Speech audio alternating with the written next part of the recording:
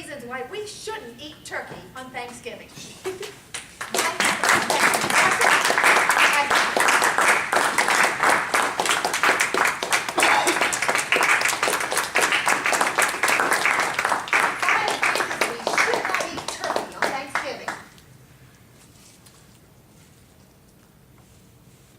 The damn chickens put them up to it. Well, one reason, if I were a turkey, from a turkey's perspective, it kind of puts a damper on my lifespan, doesn't it? Well, that's number one. Number two, how much turkey can you eat? For God's sakes, you have turkey and then you got all these leftovers for 2 weeks. Yeah, I stretch them to 2 weeks. 2 weeks. It's too much turkey. See, the chickens, I think, are smaller, and that's why it should be National Chicken Days. You know how many restaurants we have of chickens? We have tons of restaurants of chickens, which means a lower cost because there's so many of them. Why pick on these poor turkeys? It's not fair. Where was I? Was that 2 or 3? 2. Only 2? Yeah. Oh, I guess I'm the turkey this time. Stuffing. Who needs all that stuffing? Too much stuffing. In goblets. And Goblets? goblets? That's the English version. I don't know. However, I do like the turkey legs. Those are good. And they're much bigger. But you know what? It's not fair to those poor turkeys. I think this is a scam. And it's put on by the colonel. The colonel puts this on to get even with the turkeys.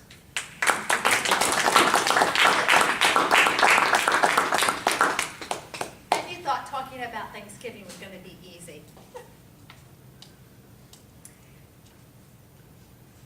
If you have to convince a vegetarian to eat turkey on Thanksgiving, how would you do it?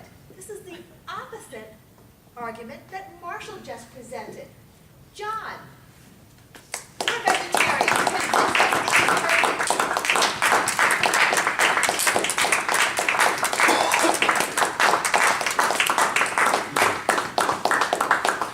Table topics, Master. Fellow Toastmasters, most welcome guests. I'm a relatively old person in terms of age. I'm over 60.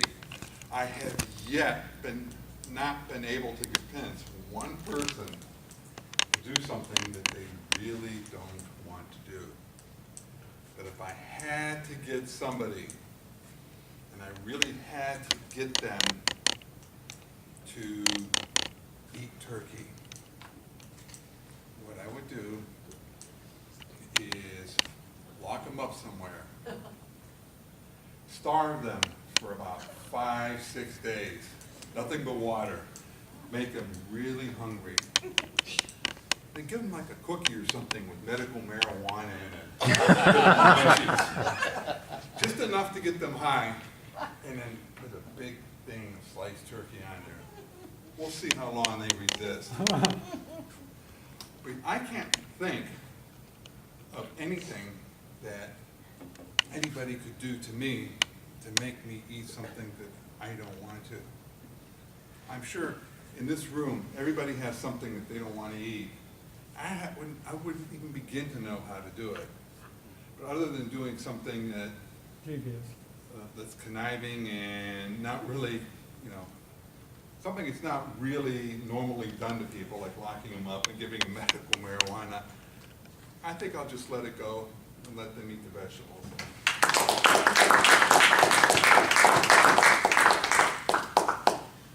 There's an expression that I heard growing up, and I'm not sure if it's a locale or a national thing, but when you do something stupid, you'd say, "Oh, what a turkey you are."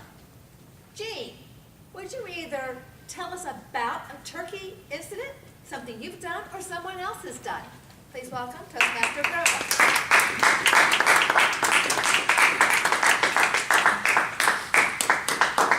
Good evening, fellow Toastmasters and guests. I think it's important to understand the difference difference between the domestic turkey that we consume on Thanksgiving and the wild turkey that inhabits the woodlands of Kentucky, where I grew up, and also roves around North Carolina and environs Tennessee. It's a native bird. It's not plump and delicious. It's small and devious and cunning. And there I was, minding my own business, walking along in the woods in the Nantahala National Forest of North Carolina, minding my own business, a song in my heart, and all of a sudden, off to the side of the bushes, You got that? I believe I ended up in the next county. That was my first experience with a wild turkey. And actually, it was my last experience with a wild turkey. I don't even know where this is going.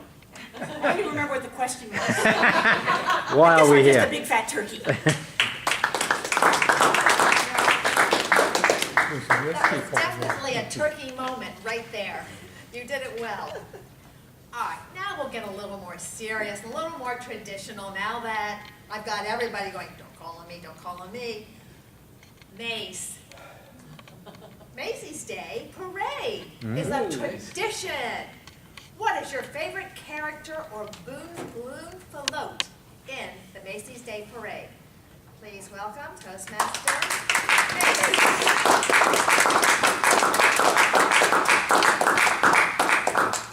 This is an unexpected honor, I think. When I see the Macy's Day Parade in New York City, I think of a few things. But the main thing I think about are why are all these people standing out in the cold just to watch a bunch of inflated balloons walk down the street. Now, don't get me wrong, I'm not a party pooper. I enjoy a parade as much as anybody. That's not true, I made that up. But in New York City, people make it a ritual of going out into the cold to watch people parade balloons down the street. Now, in some years, I've noticed that there has been inclement weather. The winds are blowing, it's knocking things over, but yet people feel they have to do this. So why would they do it? Well, I would say that the reason they do it is, number one, tradition, but number two, there has to be some sort of reward afterwards. What would that reward be in New York City? Well, it probably has to be a good meal, a nice deli meal, a sandwich, a pastrami sandwich, maybe on rye bread, maybe on the best rye bread in the world. But the reality is, I cannot fathom in my wildest dreams why anybody would go out in the cold to watch a bunch of balloons be paraded down the street. Madam President.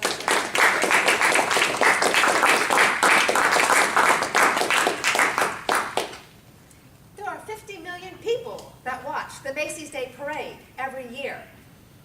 My TV is on to watch the warm-up for the Macy's Day Parade, because I really enjoy it. There's a little child in all of us, and I think the biggest child inhabiting us is Leah. Leah, would you please talk to us about your favorite part of the parade? I know you watch it, right? Oh, no, you're breaking my heart. Make something up.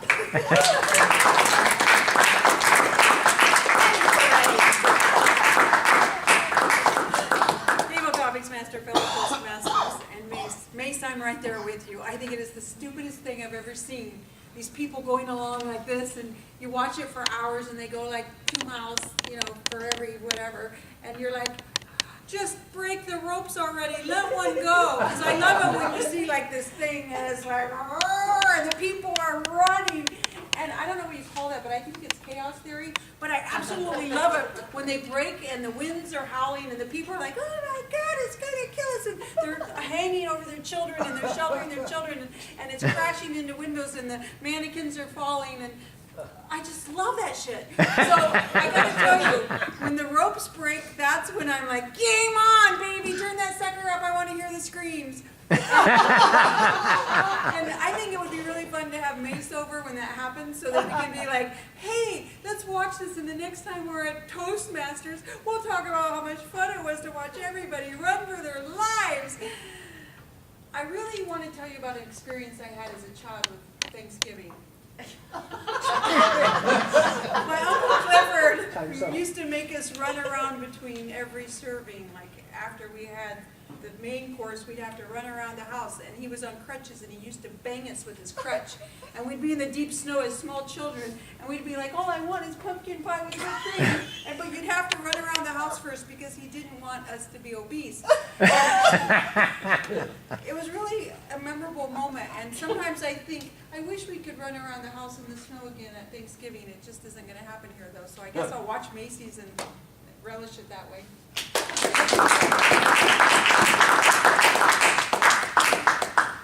Leah, I'll run through the sand with you Thank you. before the parade. Thank you. Has to be early. Thank you.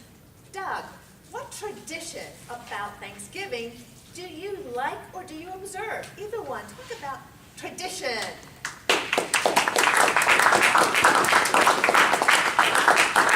Well, actually, there are a couple of things. How many of you are familiar with the Upper West Side of New York City? Anybody here? The what side? The what? Anybody here? Okay, I want you to imagine there's Central Park West here, there's Columbus Avenue here, the American Museum of Natural History between 77th and 81st Street, and below that is 76th Street. For 18 years, I lived at the corner of 76th and Columbus Avenue.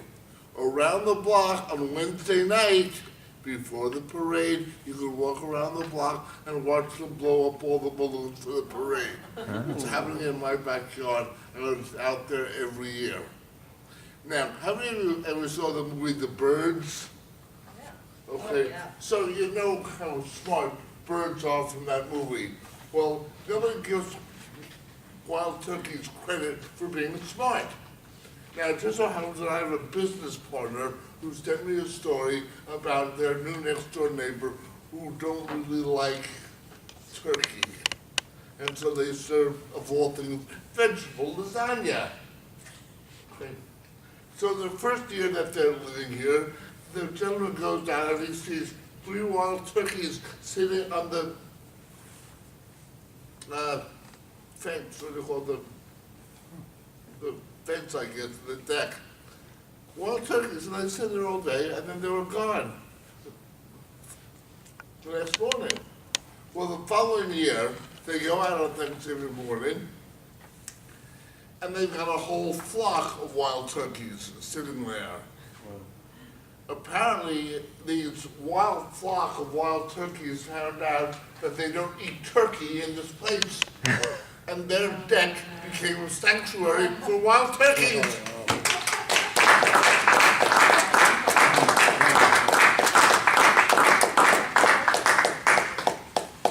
Thank you for our table topics. Thank you for insights into your traditions and lack of traditions for Thanksgiving. I turn it back to our Toastmasters.